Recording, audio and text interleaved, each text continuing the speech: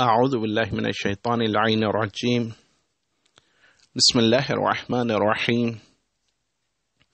وبہ نستعین وہو خیر ناصر ومعین۔ سلسلہ دروس رسالہ حقوق امام سجاد علیہ السلام میں آج دوسرا درس ہے۔ پہلے درس میں ان کلیات کا ذکر ہوا جو امام سجاد علیہ السلام نے ذکر فرمائے کہ جو ایک انسان پر دوسروں کے حقوق ہیں۔ آج سے ہر درس میں ان ترتیب سے ذکر شدہ امام کے حقوق سے ایک ایک حق کا تذکرہ کریں گے اور اس کی تشریح کریں گے۔ پہلا حق جو امام سجاد علیہ السلام نے اللہ کا ایک انسان پر ذکر فرمایا وہ یہ کہ اللہ تعالیٰ کا سب سے بڑا حق تم لوگوں کی گردنوں پر یہ ہے کہ تم اسی کی عبادت کرو اور کسی چیز کو اس کا شریک قرار نہ دو۔ جب تم خلوص کے ساتھ اس اللہ کی عبادت کرو گے تو اللہ تعالیٰ نے بھی اپنے اوپر یہ لازم کر لیا ہے کہ وہ دنیاوی و اخروی چیزوں میں تمہاری کفایت کرے گا اور تمہارے لیے تمہاری محبوب و پسندیدہ چیزوں کو محفوظ رکھے گا۔ اس کی تشریح میں عرض یہ ہے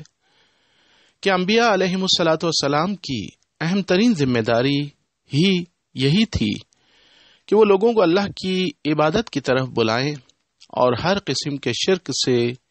جنگ کریں، جیسا کہ سورہ نحل میں کی آیت نمبر 36 میں ارشاد ہوا، وَلَقَدْ بَعَثْنَا فِي كُلِّ أُمَّةٍ رَسُولًا أَنِ اعْبُدُوا اللَّهَ وَاجْتَنِبُوا الطَّاغُوتَ فَمِنْهُمْ مَنْ هَدَى اللَّهُ وَمِنْهُمْ مَنْ حَقَّتْ عَلَيْهِ الضَّلَالَةُ فَسِيرُوا فِي الْأَرْضِ فَانظُرُوا كَيْفَ كَانَ عَاقِبَةُ الْمُكَذِّبِينَ۔ یعنی اور بے شک ہم نے ہر امت میں ایک رسول بھیجا تاکہ تم لوگ اللہ کی عبادت کرو اور باطل سے اجتناب کرو، پھر ان میں سے بعض کو اللہ نے ہدایت دی اور بعض پر گمراہی ثابت ہو گئی، لہذا تم لوگ زمین میں سیر کرو اور دیکھو کہ جھٹلانے والوں کا انجام کیا ہوا۔ تو ہم ملاحظہ کرتے ہیں کہ اللہ کی عبادت کرنا اور اس کی بارگاہ میں خضوع و خشوع رکھنا ہر انسان کی فطرت کا جز ہے، جسے سرشت بھی کہتے ہیں، جیسا کہ سورہ روم کی آیت نمبر 30 میں ارشاد ہوا، فَأَقِمْ وَجْهَكَ لِلدِّينِ حَنِيفًا فِطْرَتَ اللَّهِ الَّتِي فَطَرَ النَّاسَ عَلَيْهَا لَا تَبْدِيلَ لِخَلْقِ اللَّهِ ذَلِكَ الدِّينُ الْقَيِّمُ وَلَكِنَّ أَكْثَرَ النَّاسِ لَا يَعْلَمُونَ۔ لہذا تم اپنے آپ کو دین کے لیے خالص کر لو۔ دین وہی فطرت الہی ہے جس پر اللہ نے انسانوں کو خلق کیا اور اللہ کی خلقت میں کوئی تبدیلی نہیں ہو سکتی۔ یہی مستحکم دین ہے، مگر لوگوں کی اکثریت اس بات کو نہیں سمجھتی ہے۔ اسلام میں کسی مخصوص چیز کو عبادت نہیں کہا گیا، بلکہ عبادت ایسا تناور درخت ہے کہ جس کی بہت سی شاخیں ہیں۔ البتہ علماء اخلاق نے عبادت کی 3 اقسام ذکر کی ہیں۔ نمبر 1، نعمت اور نعمت دینے والے کی سب سے پہلے معرفت حاصل کرنا۔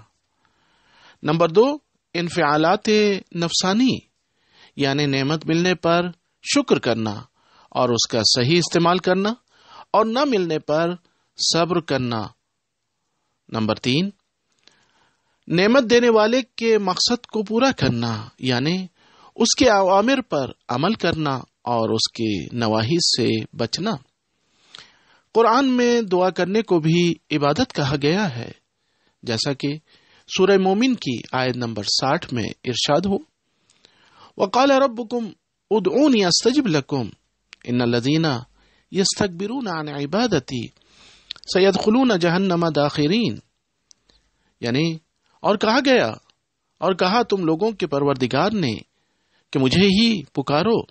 میں تم لوگوں کی دعا کو قبول کروں گا، بے شک وہ لوگ جو میری عبادت سے تکبر کرتے ہیں وہ عنقریب جہنم میں داخل ہوں گے ذلت کے ساتھ۔ ایک روایت میں زرارہ امامین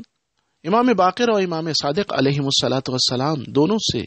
نقل کرتے ہیں کہ آپ دونوں نے یہ ارشاد فرمایا کہ اگر بندہ کوئی کام اللہ کی رضا طلب کرنے کے لیے تو انجام دے مگر غیر خدا کو بھی دکھانے کا مقصد رکھتا ہے تو اس نے ریا کیا، جو کہ ایک طرح کا شرک خفی ہے، اور اس نے اس شرک خفی کو انجام دیا۔ روایت کا حوالہ تفسیر نور الثقلین جلد نمبر 3 صفحہ نمبر 317۔ شرک خفی کے بارے میں امام جعفر صادق علیہ الصلاۃ والسلام پیغمبر اسلام صلی اللہ علیہ وآلہ وسلم سے بھی ان کا یہ فرمان نقل کرتے ہیں کہ آپ نے فرمایا، شرک کی چال اس چیونٹی سے بھی زیادہ ہلکی ہے جو تاریک رات میں کالے پتھر پر چلتی ہے۔ روایت کا حوالہ بحار الانوار جلد نمبر 72 صفحہ نمبر 93۔ سورہ حج میں کی آیت نمبر 31 میں ارشاد ہوا، وَمَن يُشْرِكْ بِاللَّهِ فَكَأَنَّمَا خَرَّ مِنَ السَّمَاءِ فَتَخْطَفُهُ الطَّيْرُ أَوْ تَهْوِي بِهِ الرِّيحُ فِي مَكَانٍ سَحِيقٍ، یعنی اور جو بھی اللہ کا کسی کو شریک قرار دیتا ہے وہ آسمان سے گرنے والے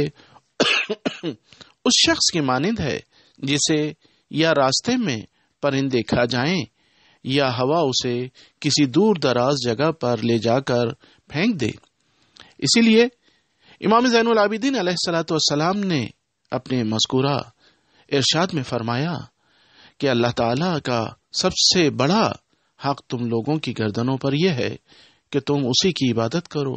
اور کسی چیز کو اس کا شریک قرار نہ دو۔ جب تم خلوص کے ساتھ اس کی عبادت کرو گے تو اللہ نے بھی اپنے اوپر یہ لازم کر لیا ہے کہ وہ دنیاوی و اخروی چیزوں میں تمہاری کفایت کرے گا اور تمہارے لیے تمہاری محبوب و پسندیدہ چیزوں کو محفوظ رکھے گا۔ نتیجتاً یہ کہ تمام دنیاوی طاغوتی طاقتیں یہ چاہتی ہیں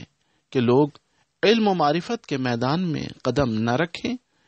کیونکہ عوام جتنا علم سے دور رہے گی اتنی یہ طاغوتی طاقتیں